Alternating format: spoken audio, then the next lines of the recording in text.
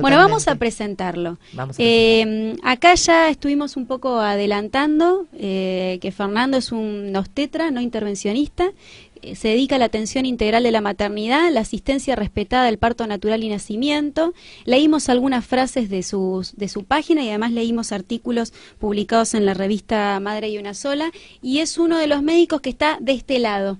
Así que muy buenas tardes y muy bienvenido, Fernando. Bueno, buenas tardes y gracias por invitarme. Buenas tardes, Fernando.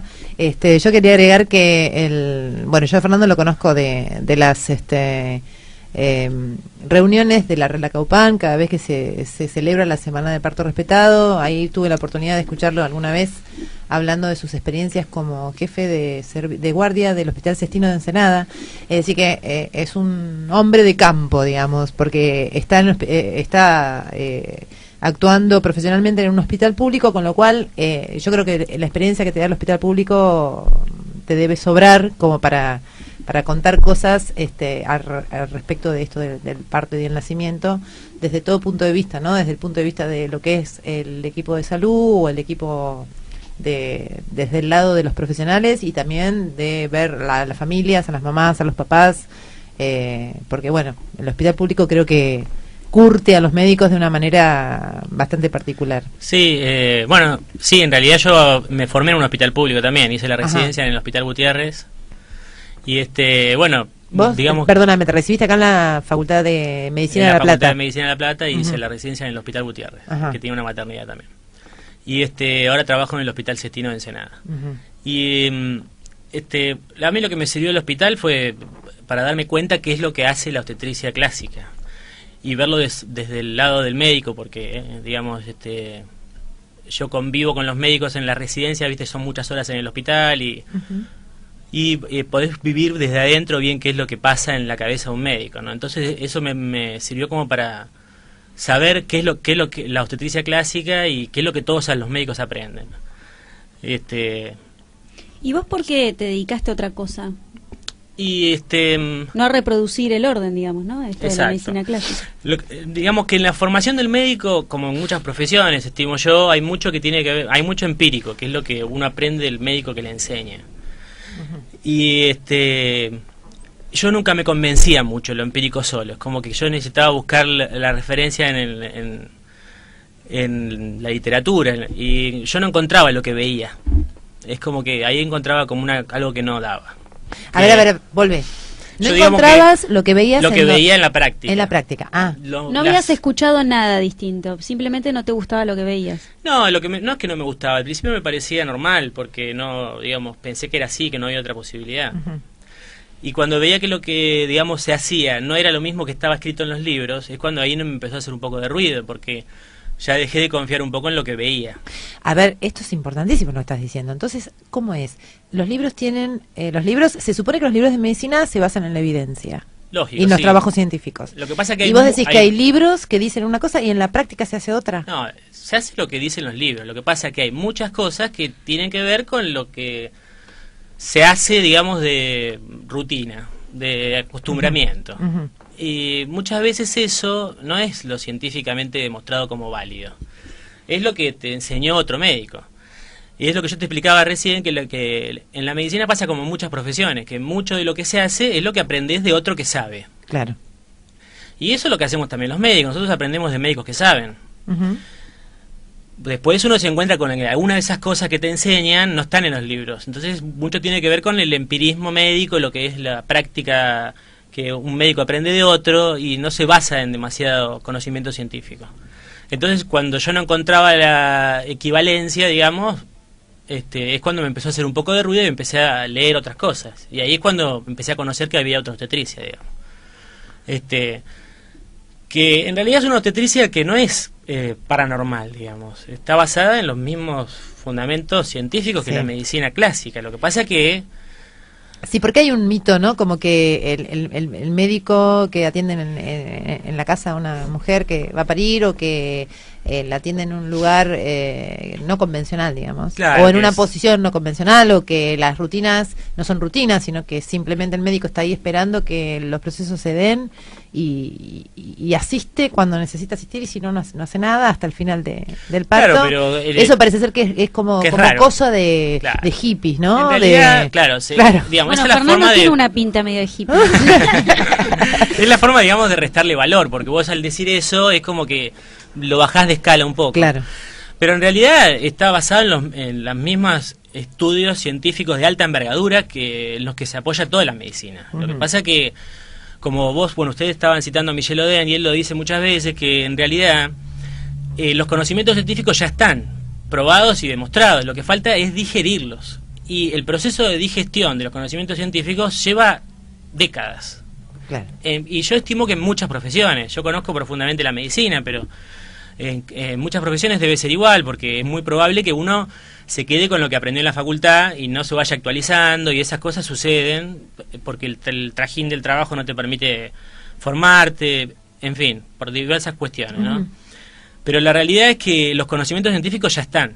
Esto no es una, digamos, una paramedicina. Claro. Yo me baso en la misma medicina que cualquier otro médico, solo que es cuestión de ponerlos en práctica. Ya está demostrado que es mejor no molestar a una mujer en un trabajo de parto. Bueno, no hace falta demostrarlo. También hay toda una corriente de opinión de médicos que dicen que gracias a las intervenciones médicas y a estos protocolos se ha disminuido el número de muertes. Sí, es verdad eso. Ahora, nosotros acabamos de leer un artículo que dice lo contrario.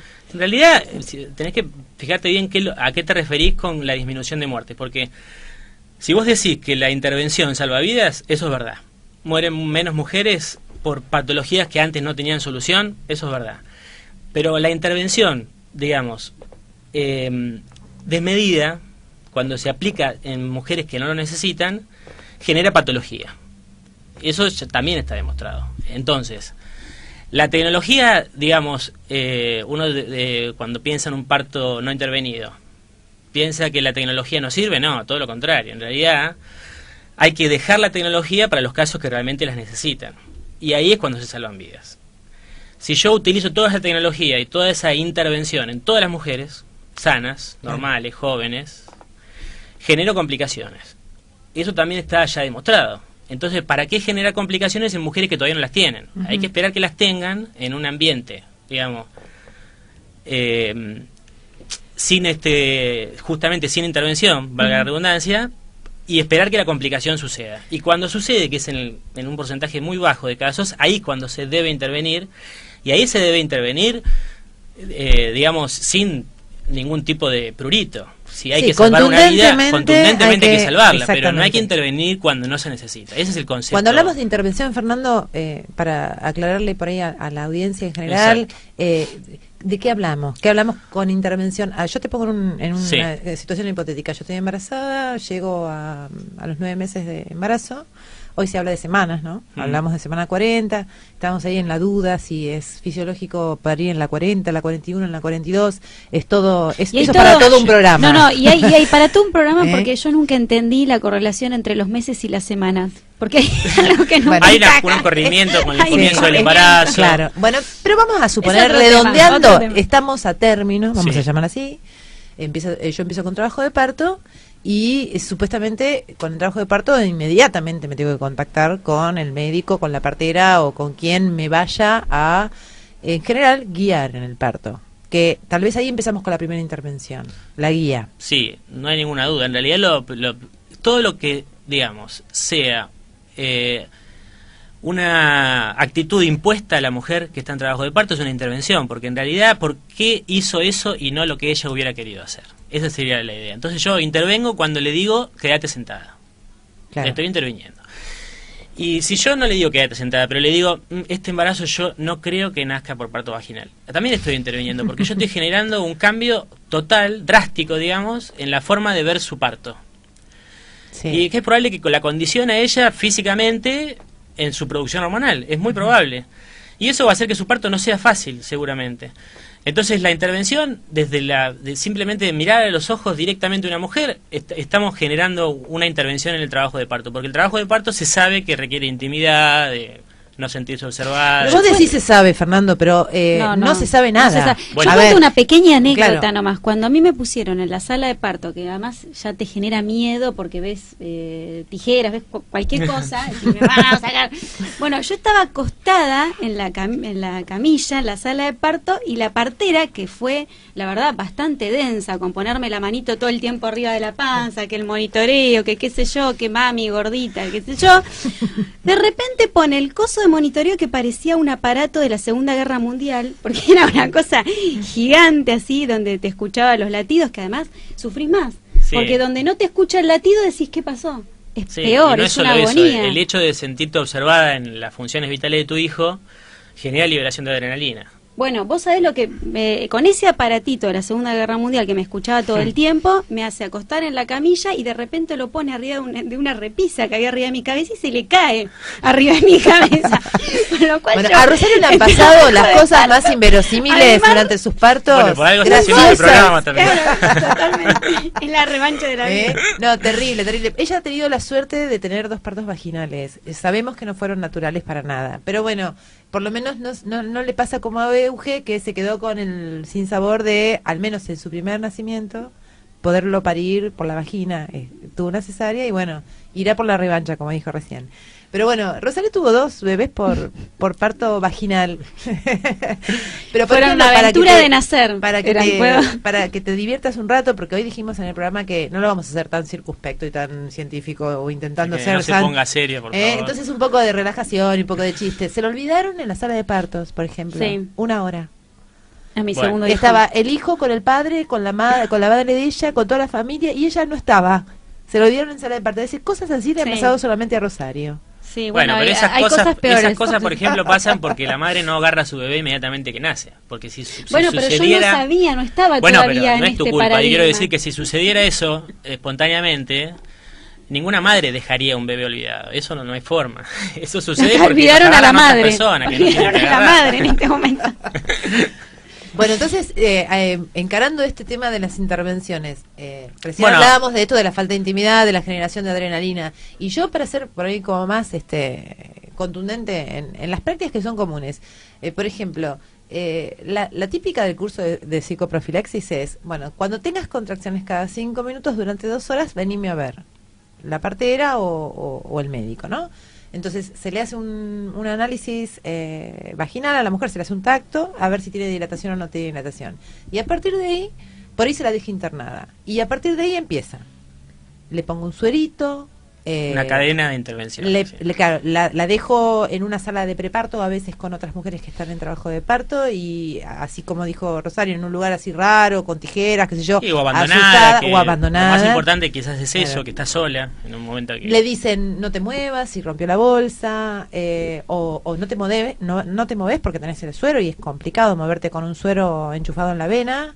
Después vienen tactos y más tactos. No, y que te rompan la bolsa es muy... En realidad, vos, todas estas cosas que ustedes están contando, que son múltiples intervenciones, son como una cadena también. Una intervención lleva a la otra. Porque ¿por qué? Perdóname, pero se supone que eso es para tu bien. ¿Viste? Yo quiero enfrentar esto que nosotros creemos que está bien, porque de esa manera saben cuánto tengo de dilatación. ¿Es importante saber cuánto tengo de dilatación? Y mira, en realidad... depende para qué. O sea, si vamos a evaluar si es un caso realmente que ya lleva 2 días en trabajo de parto y que la situación no evoluciona, uno no está bien que se fije a ver cómo está un cuello porque tiene que tomar una decisión. O si es una chica que empieza con pérdida de sangre, y bueno, hay que ver cómo está la dilatación, porque si tengo que decidir una cesárea porque está en un desprendimiento de placenta, no es lo mismo si tiene el bebé ya saliendo que si todavía está con 4 de dilatación. Pero durante el trabajo de parto, revisar el cuello es más para calmar la ansiedad de quien lo revisa que para otra cosa. Porque la mujer, o para calmar la ansiedad muchas veces de la mujer que está pariendo, pero el error fue, digamos, permitir que ella esté preocupada exclusivamente de la dilatación, como si eso fuera lo importante, digamos. Lo ideal hubiera sido prepararla a ella de tal manera que en ese momento no esté preocupada por cuántos centímetros van, sino... Y además eso genera adrenalina también, ¿no? Por supuesto, porque aparte... Durante el trabajo de parto, hacerle una pregunta a una mujer es una de las formas de administrar el lenguaje con mayor poder de activación cortical. O Si yo te hago una pregunta no es lo mismo que si yo te cuento algo. Porque cuando te hago una pregunta vos tenés que escucharla, interpretarla y darme una respuesta, elaborarla y demás, y eso requiere un trabajo cortical importante. Y es sabido que la activación de la corteza inhibe el proceso del trabajo de parto. Por lo cual, hacer preguntas es una de las formas de intervenir con el lenguaje de forma más agresiva. Por ejemplo, mami, ¿cuándo es tu fecha de parto? Cualquier pregunta. Mami, ¿qué obra social tenés? Exacto. ¿Cuál es tu número de afiliado? ¿Y eso fecha de nacimiento? genera? Eso lo que hace es que la mujer tenga que activar su corteza. Cuando activa su corteza, vos lo que haces es inhibir el proceso subcortical, que es el que está, digamos, el que controla el trabajo de parto. Se sabe que el trabajo de parto es un fenómeno, digamos, involuntario, que está controlado por estructuras subcorticales, que son, digamos, la parte del cerebro más antigua filogenéticamente hablando, o sea que viene de antepasados lejanos. En cambio, la corteza cerebral es la parte que permite que nosotros razonemos, que calculemos, que seamos distintos a los animales en cuanto a la forma de pensar. Y eso es mucho más nuevo en la evolución. La verdad es que la corteza no controla el trabajo de parto, solo lo interfiere. Lo que hoy se sabe es que el trabajo de parto no puede ser ayudado de ninguna manera, porque es un fenómeno completamente involuntario. Es como tratar de ayudar a la digestión, digamos. Vos no podés digerir los alimentos más rápido o más lento según las ganas que tengas. Es más bien un proceso involuntario. Y el parto es exactamente igual. Pero puede ser muy interferido por la corteza. No puede ser ayudado, pero sí puede ser entorpecido. Nosotros tenemos que evitar que sea entorpecido por la activación de la corteza, por un lado, que se sabe que es un potente inhibidor del trabajo de parto, y por la liberación de adrenalina por el otro, que es el otro potente inhibidor del trabajo de parto. Si vos liberás adrenalina, inhibís todos los procesos subcorticales. Y aparte porque se sabe que la adrenalina es un antagonista del sistema de la oxitocina, que es el sistema que controla el trabajo de parto. Entonces, cualquier cosa que haga liberar adrenalina o que active la corteza de la mujer que está en trabajo de parto, no es algo indicado para el trabajo de parto. Y eso es todo lo contrario a lo que se hace. Por ejemplo, que esté la partera al lado tuyo y que cada vez que vos tengas una contracción te mida la frecuencia cardíaca y diga, le sube la frecuencia. Bueno, eso es, que esté al lado ya es un problema. Ahora, que esté al lado diciendo eso es casi de las peores cosas que puedes hacer, porque en realidad las condiciones para que el trabajo de parto evolucione, que como yo les explicaba, que no se active la corteza y que, digamos, no es lo único. Lo importante también es que la mujer se sienta segura, porque si no se siente segura, es una condición que de por sí libera adrenalina. Cuando uno se siente inseguro, está activo, está atento. Y cuando se siente seguro, se relaja. Y si la mujer no se siente segura, libera adrenalina. Y si libera adrenalina, su trabajo de parto es muy probable que no evolucione bien. Una de las formas de liberar adrenalina es justamente hacer que la mujer sienta que no puede. Porque si siente que no puede, no se siente segura. Y su trabajo de parto se inhibe. Es un fenómeno lógico. Porque cuando ella no siente seguridad para parir, su cuerpo inhibe el trabajo de parto, para que su bebé nazca en una situación de seguridad.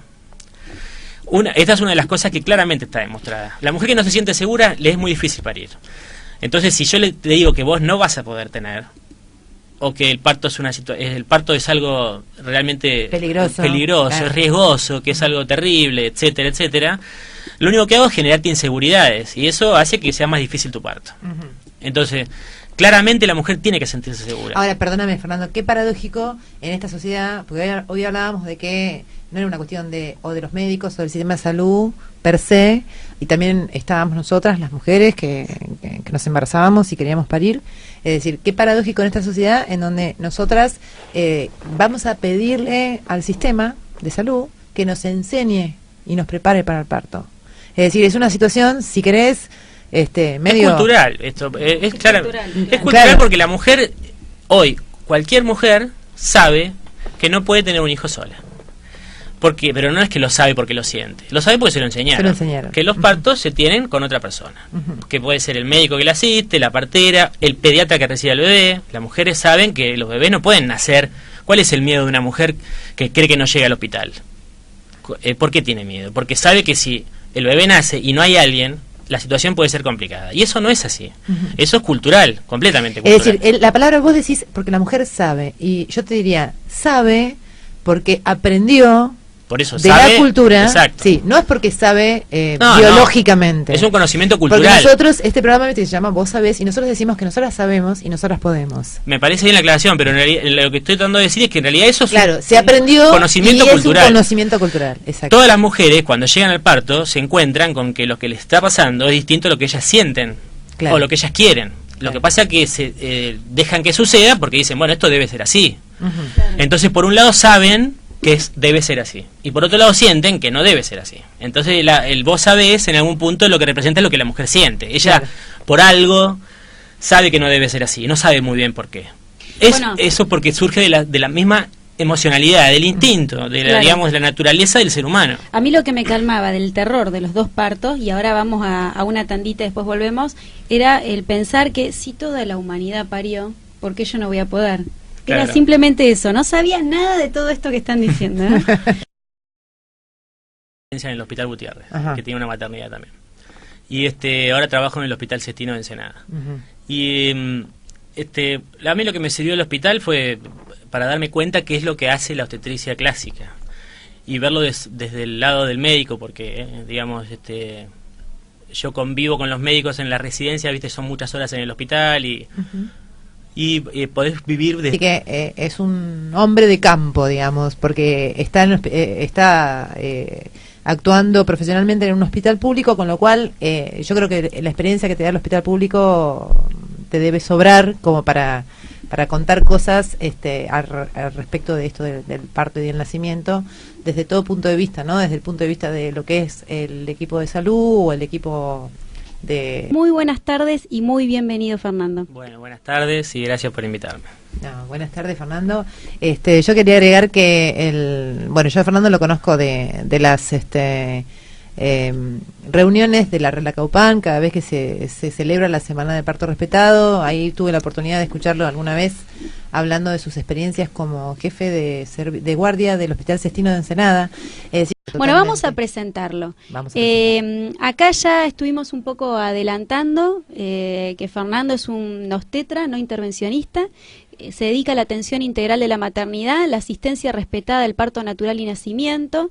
Leímos algunas frases de su página y además leímos artículos publicados en la revista Madre y Una Sola, y es uno de los médicos que está de este lado. Así que desde el lado de los profesionales y también de ver a las familias, a las mamás, a los papás, porque bueno, el hospital público creo que curte a los médicos de una manera bastante particular. Sí, sí, en realidad yo me formé en un hospital público también, hice la residencia en el Hospital Gutiérrez y ¿Vos, digamos, perdóname, te recibiste acá en la Facultad de Medicina de La Plata? En la Facultad de Medicina de La Plata y hice la residencia